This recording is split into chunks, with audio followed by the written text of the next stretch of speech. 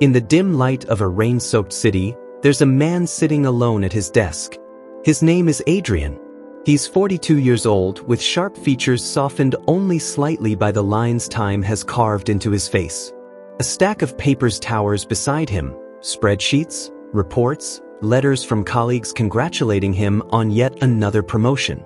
The room hums faintly with the sound of distant traffic and the occasional drip of water from an unseen leak somewhere above. But none of it matters to Adrian because he can't stop staring at the blank screen in front of him. He had always been smart, brilliant even. From childhood, people marveled at how quickly he could solve problems, how effortlessly he mastered concepts that left others bewildered. Teachers called him gifted, peers whispered about his genius. And for decades, intelligence felt like armor, shielding him from life's uncertainties. But now, as he sits here surrounded by the trappings of success, something inside him feels broken. A quiet ache that no amount of achievement can soothe. Adrian leans back in his chair and closes his eyes. Memories flood his mind. Late nights spent studying while other kids played outside, boardroom victories celebrated with applause he barely heard, relationships that began with laughter but ended in silence. There was Sarah, who once told him, "You're amazing, but sometimes I feel like you don't see me." At the time, he thought she meant literally, not noticing her standing across the room or forgetting where they'd agreed to meet for dinner. Only later did he realize what she really meant. "You don't feel me." It wasn't malice or neglect. It was simply that Adrian didn't know how to do what she needed. He excelled at understanding systems, patterns, logic. Emotions, though? They were messy, unpredictable, impossible to quantify. So instead of trying to decipher them, he pushed them aside, burying himself deeper into work, accomplishments, anything tangible enough to hold on to. It worked for a while, or so he told himself, but now, staring at this empty screen, he wonders if all those achievements were just distractions. The rain beats harder against the window, and Adrian opens his eyes. Across the room, a mirror hangs slightly askew on the wall. In its reflection, he sees not the confident leader everyone knows but a fractured version of himself. A man whose intellect has built walls too high for anyone, including him, to climb over.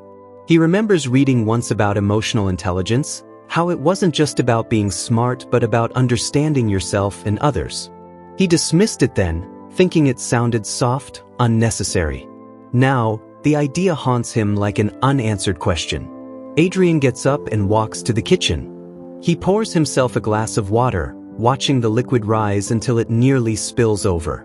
For a moment, he holds it there, mesmerized by the tension, the brink of chaos contained within something so simple.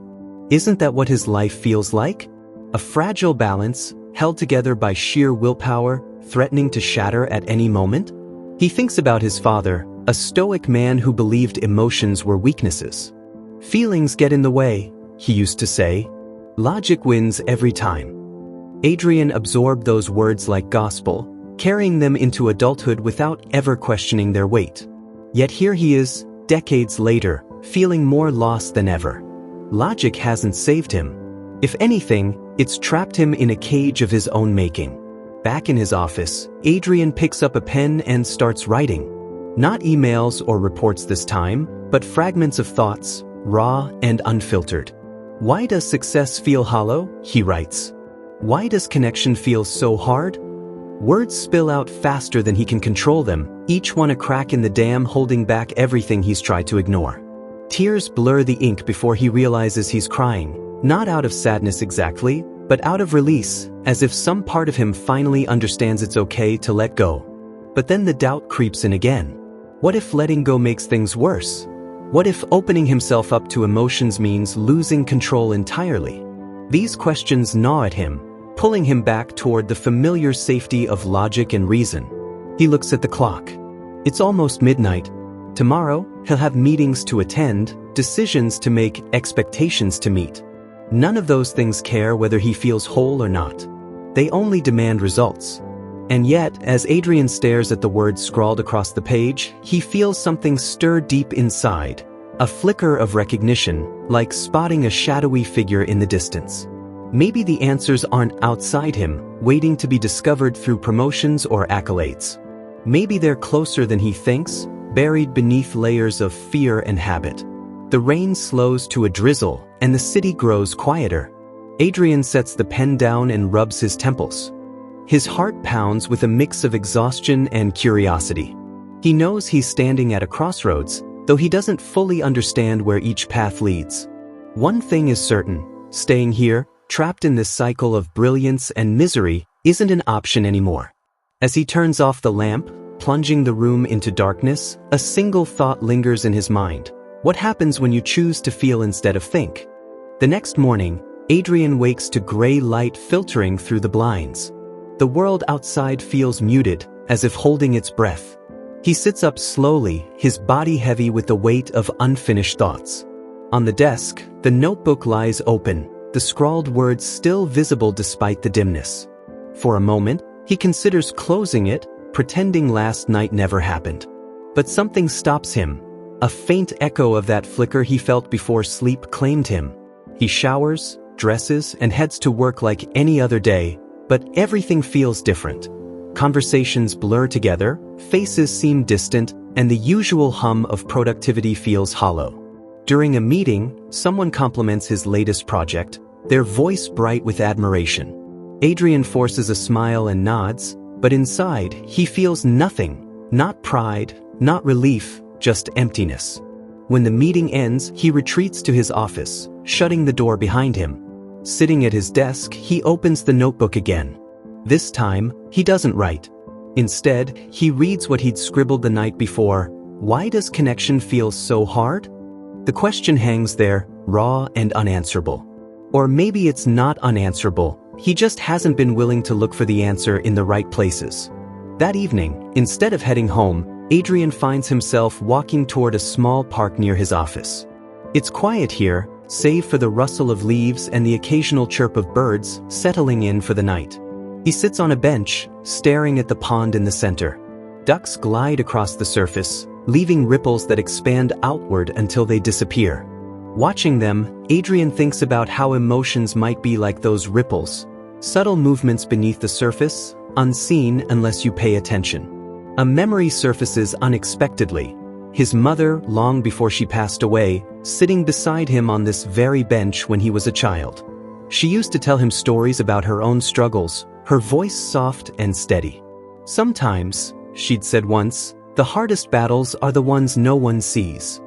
At the time, he hadn't understood what she meant. Now, he wonders if she was talking about herself, or maybe about him.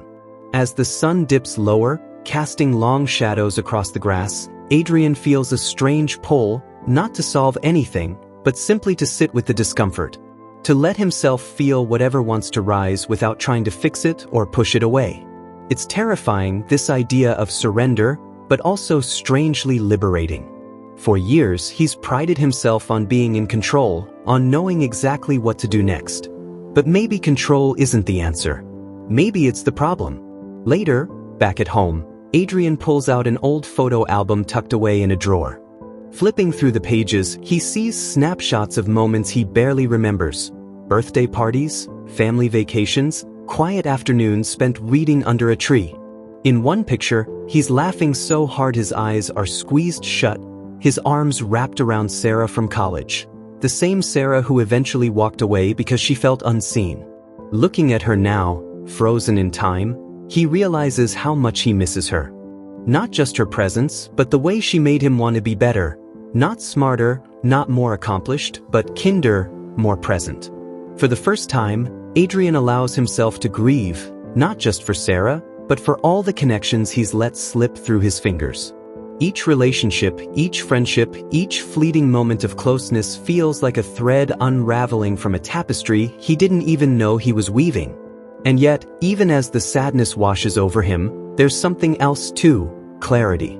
He begins to see that his intellect, the thing he's always relied on, has been both a gift and a barrier. It's helped him navigate the world, but it's also kept him at arm's length from the people who mattered most. The days that follow are unlike anything Adrian has experienced before. He starts small, reaching out to an old colleague he hasn't spoken to in years. They meet for coffee, And though the conversation is awkward at first, Adrian finds himself listening more than talking, really hearing what the other person is saying. Later, he calls his sister, asking about her life instead of defaulting to polite pleasantries.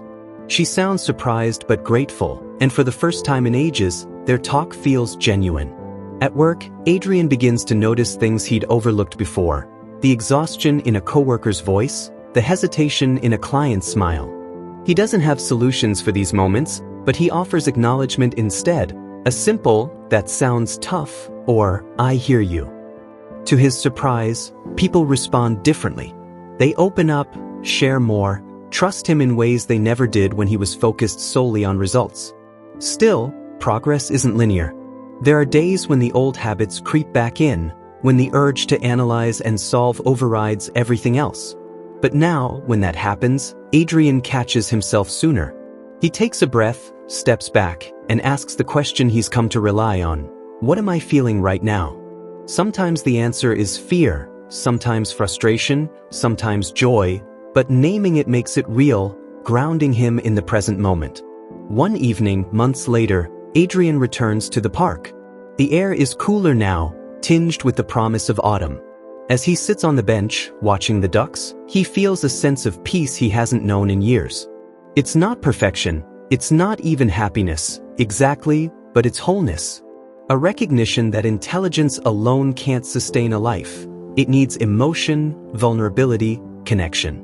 In that moment, Adrian understands what Daniel Goleman tried to convey about emotional intelligence. It's not about choosing between head and heart, but learning to bring them into harmony.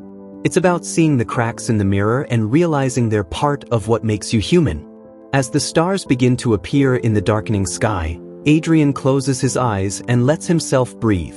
For the first time in a long time, he feels alive, not because he's figured everything out, but because he's finally stopped running from the questions. Feel like you're meant for more, but don't know how to get there? You're not alone. Every success story starts with doubt and a spark. The Self-Made Millionaire, Zero to Wealth isn't just a book. It's your roadmap to purpose, confidence, and success, built on real lessons from real millionaires. One reader said, "It didn't feel like a book. It felt like my future talking to me." Inside, you'll find the exact mindset and principles used by the world's most successful people. No fluff, just real, life-changing wisdom. Ready to take the first step? Get it 100% free. Just subscribe and comment "book" below.